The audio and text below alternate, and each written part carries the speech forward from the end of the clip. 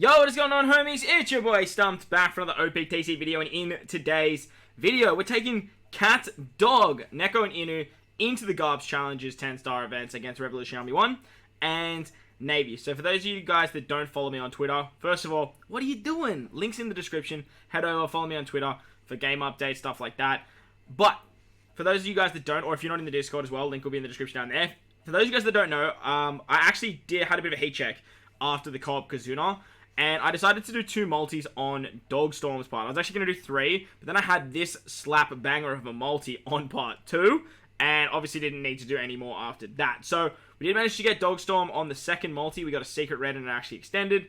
Unfortunately, I wasn't recording, so look, off-screen ski.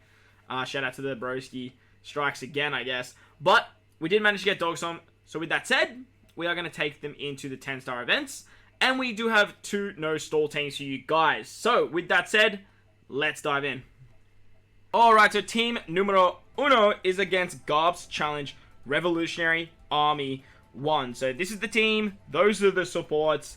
Let's dive in. Now, Revolutionary Army 1 is a little bit of a meme at this particular point, right? Like, the content has been out for so long, and it is by far the easiest of the 10-star GARP's challenges, that I thought I would slap a little bit of an extra challenge on this one.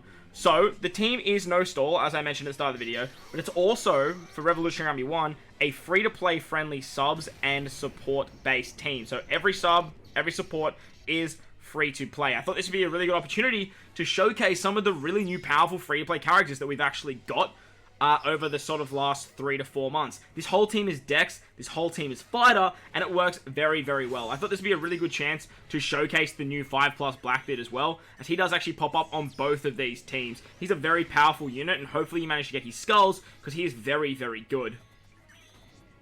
So because Revolutionary Army 1 is so, well, fairly easy, I'm not actually going to talk my way through the content. Instead, I'm actually going to talk about both Neko and Inyu, as well as talk about some of these free-to-play characters that we actually did just, like, well, not just get, but, like, have gotten over the last sort of couple of months. Jack, being the newest of the free-to-play characters, he actually comes out alongside Neko and Inyu. He's a very, very good unit. I really wish he triggered the super class or the super type condition of CATDOG, but unfortunately he doesn't. If he did, like, Dofi and, like, in category have Luffy and Law and stuff like that, I just think that this character would be even more valuable than he actually already is. I think he's very, very good. He's very, very powerful.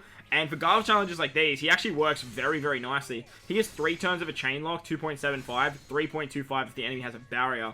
And because of that, you can actually get the carryover effects of both the Cat Viper and Dogstorm, and then also have a chain lock for 3 turns, which doesn't get removed by enemy debuffs. Very, very good. Like, very, very powerful. The next unit we have is Arena Luffy, the newest arena, or the latest arena, that has been out on both Global and Japan. This Luffy is actually really, really cool. He does rotate block orbs, as well as give a chain lock, depending on what stage special he is. He sets the defense to 0. We have 3 characters here that set defense to 0, funny enough, because that's sort of where Neko and Inyu struggle. They go through defensive effects, but they don't go through defense up. So having characters that can set defense to 0 and going up against, like, content that doesn't have defense immunity is where these characters absolutely shine. Not only do they shine in the 10-star GARP challenges, it's funny though, because, like, they're based around, like, 10-turn content, but they still shine because of their amazing captain ability. They're really, really, really going to shine when you take them into stuff like arenas. Arenas is going to be the best place for these particular guys. But just with the event out at the moment, like the co-op Kazuna and the co-op Pirate Alliance, like the Blitz battle, sorry, like I'm low on materials right now. So like every bit of free stamina, every bit of like resources is actually helping out a lot.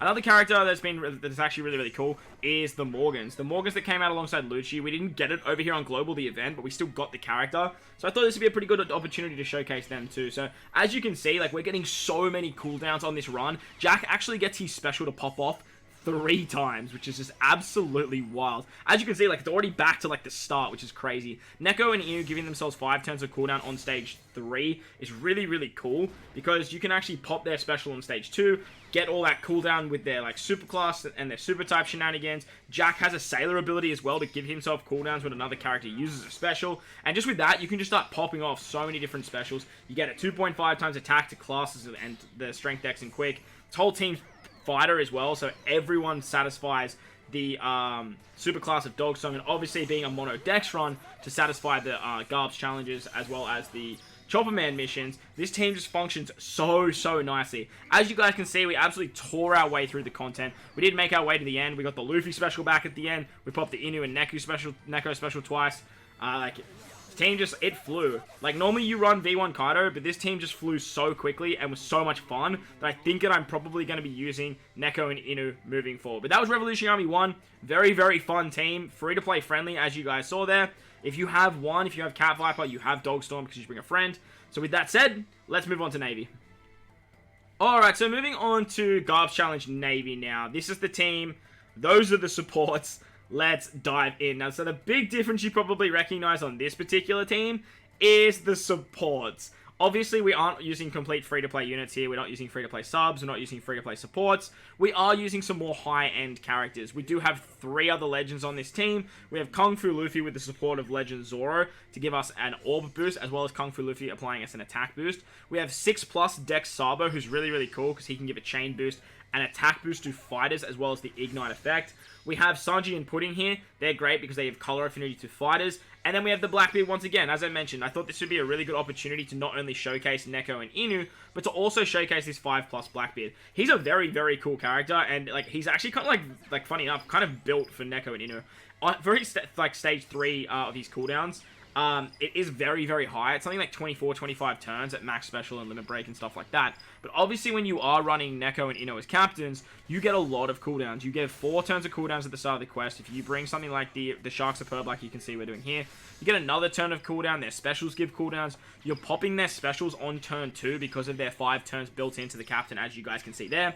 And Blackbeard just shines underneath them. Blackbeard can set the defense to 0, give you a 2.25 conditional boost. Setting the defense to 0, as I mentioned in Revolution Army 1, is so good for Neko and Inu, because the one place they struggle in the first 10 turns is getting through defense up. Defense up is not included in their captain ability, and if you guys have had a lot of experience with something like Carrot, then you guys are going to understand that they don't go through defense up. They go through damage reduction, threshold, barriers, all that sort of stuff, but unfortunately, they just don't go through defense up. Now, as I'm actually saying that, I just totally realized that I removed the threshold on that particular stage. I wasn't actually going to use the Sanji Pudding special until the final fight, like for the revive against Akainu. But I think I was just sort of Space Cadet moding as I was going through and I actually removed it anyway. The big upside to these characters, as I was saying, is they actually go through defensive effects. So you can save that Sanji Pudding special. You don't need to use it because with Cat Viper and Dogstorm as your captain, you'll actually go through those thresholds. Unfortunately, you will still need a threshold remover. It doesn't have to be Sanji and Pudding now that I'm really thinking about it. But Sanji and Pudding are great because they can give color affinity and this whole team's fighter. But you will need someone to remove it, basically because when Akainu does revive, you are going to have to get around it then, and we're going to be well past the 10 turns of the Sulong.